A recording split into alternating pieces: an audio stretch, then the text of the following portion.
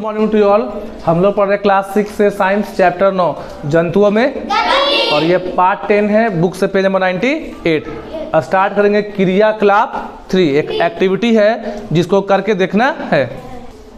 अपनी कोहनी को, कहाँ पे कोहनी है, एल्बो, ठीक है, दूसरे हाथ से थोड़ा दबाइए। इस हाथ से कोहनी को ऐसे दबाइए, ऐसे करके, ऐसे हाथ से, और बाँह को मोड़िए और सीधा कीजिए। बाँह को मोड़िए और सीधा कीजिए। वहाँ दाबे रहो। देखो क्या करना, कोहनी को दूसरे हाथ से दबाना, दबाओ, और इसको मोड़ना है और खोलना है। आ रहा बात समझ में? ऐसा आप लोग भी कीजिए, सब लोग।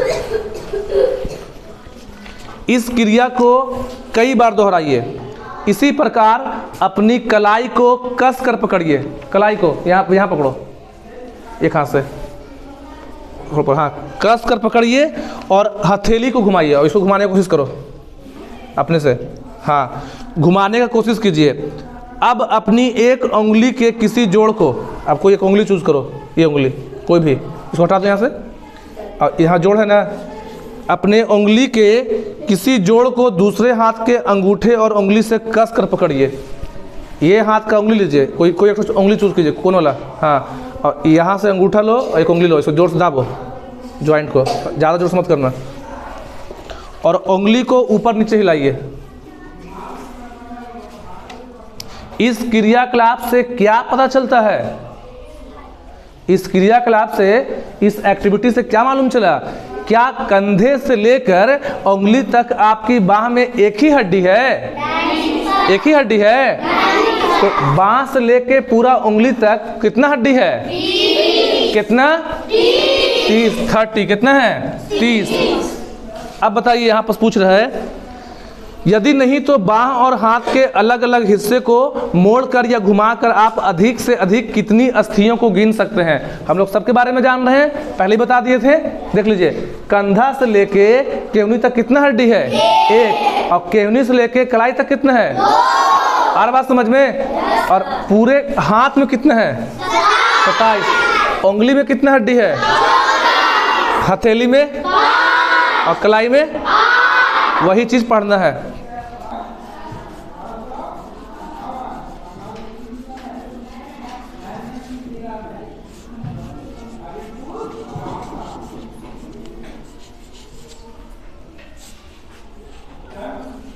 अब देखिए, ध्यान समझिएगा, कंधा से लेके यहाँ तक जो हड्डी आया ना है, इसका नाम है ह्यूमेरस। क्या नाम है? यहाँ पर हम कितना हड्डी बनाए हैं? और केहनी से लेकर नीचे कितना बनाए हैं? 2। तो उस हड्डी का नाम क्या है? एक का नाम है रेडियस और एक का नाम है अल्ना। जो कानी उंगली की तरफ आ रही है उसको क्या बोलते हैं? अल्ना। साथ में बोलिए। आप तो ये समझ गए होंगे कि अच्छा, कंधा में ज्वाइंट कौन सा है जी? Ball and socket. और केहनी में कौन सा ज्वाइंट है? तो कंधा से लेके केहनी तक जो एक हड्डी है उसका नाम है ह्यूमेरस। क्या नाम है?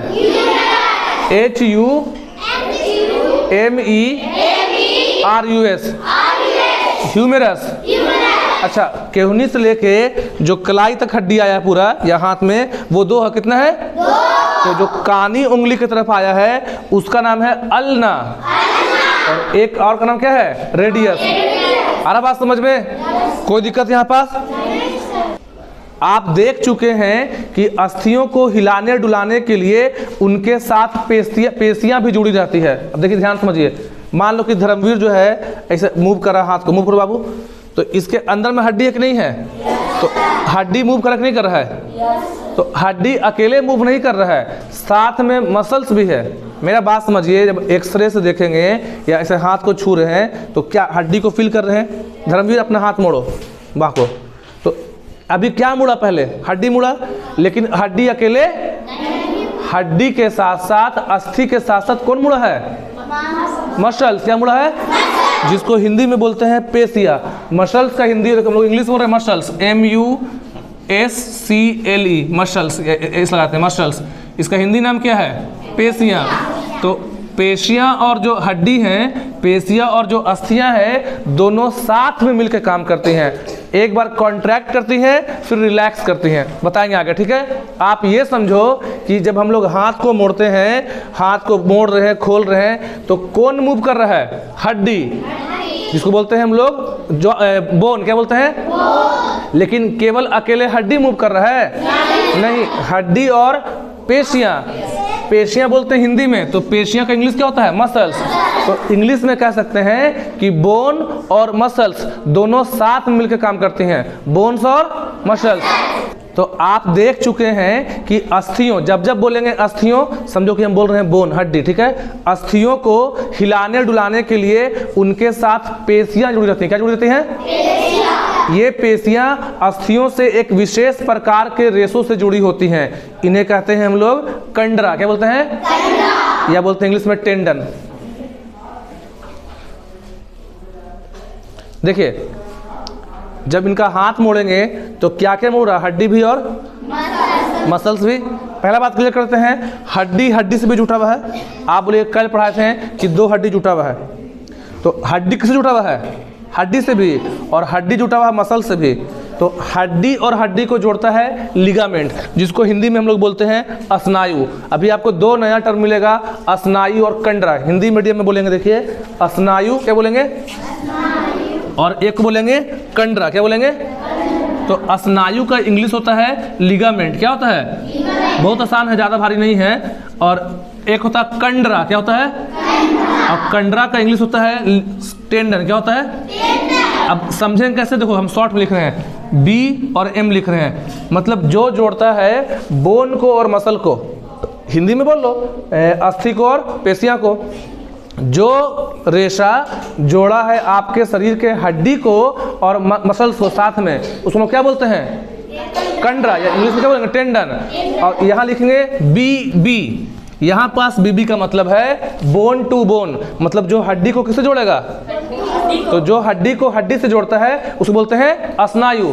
एक चीज क्लियर कर लो कि आपका हड्डी हड्डी से जुड़ा कि नहीं जुड़ा हुआ है? और आपका हड्डी हड्डी से भी जुटा है और हड्डी मसल से भी जुटा है। जैसे मान लो कि हम इसके दोस्त हैं, तो हम और किसी के दोस्त नहीं हो सकते हैं। तो इसमें क्या है कि हड्डी जो है वो जुटा है किससे? हड्डी से। तो वो काम कौन करता है? स्नायु, इसको बोलते हैं लिगामेंट। और यही हड्डी साथ में किससे जुटा है? तब क्या बोलेंगे? कंडरा, इसको बोलते हैं हम लोग टेंडन।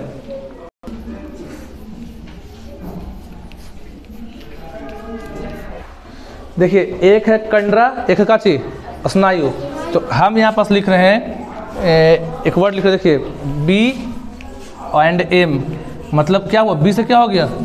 और एम से मसल्स।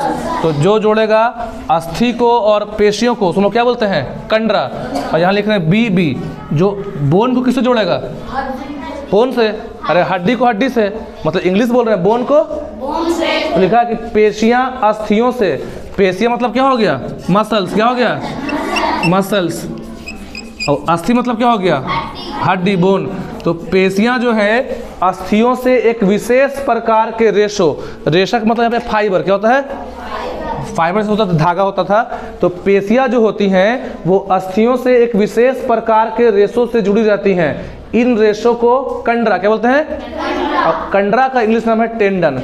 सिंपल आपको समझना है कि टेंडन जोड़ता है बोन को और मसल को, जो एक तरह का फाइबर है, ठीक है। और स्नायु क्या है? तो उसका स्नायु का इंग्लिश नेम क्या है? लिगामेंट। दो अस्थियां, दो मतलब टू हो गया, और अस्थि मतलब क्या हो गया? हड्डी।